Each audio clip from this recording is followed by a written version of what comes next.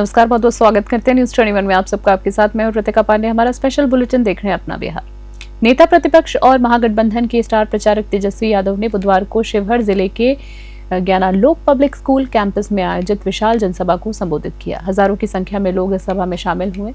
तेजस्वी यादव ने घोषणा की कि अगर महागठबंधन की सरकार बनी तो 14 जनवरी को राज्य की सभी माताओं और बहनों के खातों में 30,000 रुपए भेजे जाएंगे। उन्होंने कहा कि बिहार की महिलाओं को आर्थिक रूप से सशक्त करना उनकी प्राथमिकता है। उन्होंने महागठबंधन समर्पित राजद प्रत्याशी नवनीत कुमार झा को कर्मठ और युवा नेतृत्व वाला उम्मीदवार बताते हुए जनता से उन्हें भारी मतों से विजय बनाने की अपील की। तेजस्वी ने कहा कि अगर हमारी सरकार बनी तो बिहार के हर परिवार को एक सदस्य को सरकारी नौकरी दी जाएगी और राज्य की सत्ता सबकी भागीदारी में होगी।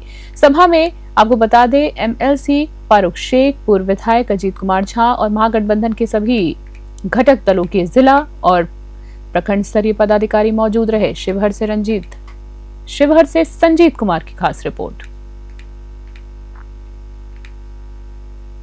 पश्चिमी चंपारण के नरकटियागंज 03 विधानसभा क्षेत्र के प्रचार अभियान के तहत भाजपा के राष्ट्रीय अध्यक्ष जेपी नड्डा बुधवार को पहुंचे हैं और विशाल जनसभा को संबोधित किया है। सभा में जेपी नड्डा ने लालू प्रसाद यादव के परिवार पर तीखा हमला करते हुए कहा है कि राज्य में जब लालू परिवार की सरकार थी तब भ्रष्टाचार, कुशासन और जंगल राज चरम पर था। उन्होंने जनता से अपील की है कि बिहार को फिर उस दौर में लौटने ना दें।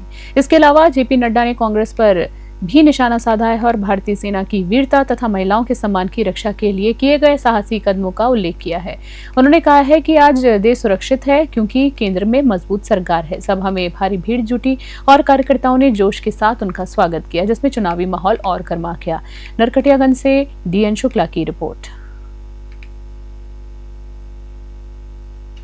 बासुपट्टी सरियापुर पंचायत के गौश नगर में श्रीमद् भागवत कथा का आयोजन भक्तिमय माहौल में हुआ है। वृंदावन से आए व्यासपीठ पूज्य अखिलेश किशोरी जी ने कथा का शुभारंभ राधे गोविंद गोविंद राधे संकीर्तन के साथ किया।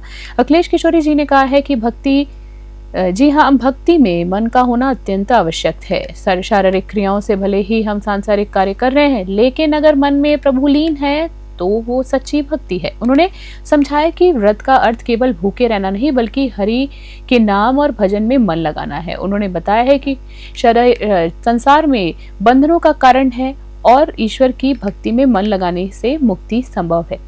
कथा में यह भी बताया गया है कि भागवत कथा कल्पवृक्ष के समान है। इच्छाओं को सच्चे मन से सुनने पर फल प्राप्त होता है। कथा युवाओं और भक्तों को भक्ति और प्रभु के प्रति प्रेम प्रदान करती है। कार्यक्रम में देवी जी ने गृहस्थ जीवन के कर्तव्य जैसे अतिथियों का सत्कार, मंदिर में सेवा, गौ माता की सेवा, घर के बुजुर्गों की सेवा, ईश्वर की नियमित पूजा और महत्व बताया है। उन्होंने मिथिला को ज्ञानियों की नगरी बताते हुए कहा कि संत रामहंस, प्रयागदास जैसे दिव्य गुरु यहीं हुए। मधुबनी से स्नेहानंद मिश्रा की रिपोर्ट।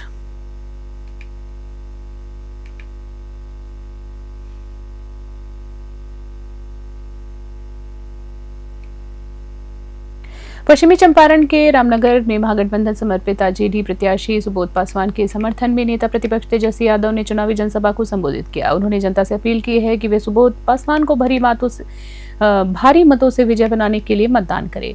जनसभा में तेजस्वी यादव ने कहा है कि बिहार की जनता ने नीतीश कुमार को 20 साल मौका दिया, आप सिर्फ एक मौका हमें दीजिए।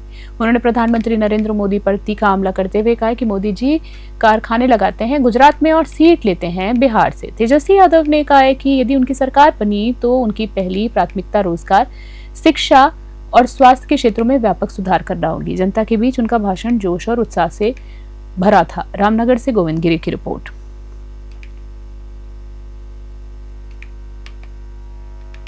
आगामी विधानसभा चुनाव को लेकर अरवल विधानसभा क्षेत्र में भाजपा प्रत्याशी मनोज शर्मा के समर्थन में दिल्ली की मुख्यमंत्री रेखा गुप्ता ने भव्य रोड शो किया है। इस दौरान उन्होंने जनता से अपील की है कि भाजपा ही विकास और सुशासन की गारंटी है। उन्होंने कहा कि प्रधानमंत्री नरेंद्र मोदी के नेतृत्व में देश तेजी से आगे बढ़ रहा है और बिहार को भी उसी गति से आगे बढ़ने के लिए मनोज शर्मा जैसे ईमानदार और कर्मठ नेता की जरूरत है। विधानसभा भेजना आवश्यक है। रोड शो में बड़ी संख्या में भाजपा कार्यकर्ता, महिला मोर्चा के सदस्य और स्थानीय नेता मौजूद रहे। जनता ने जगह जगह फूल मालाओं से उनका स्वागत किया और जोरदार नारे लगाए। रेखा गुप्ता ने कहा है कि अरवल की जनता बदलाव चाहती है और इस बार जनता भाजपा के पक्ष में ऐतिहासिक जनादेश देगी। अरवल से रंजन कुमार की रिपोर्ट।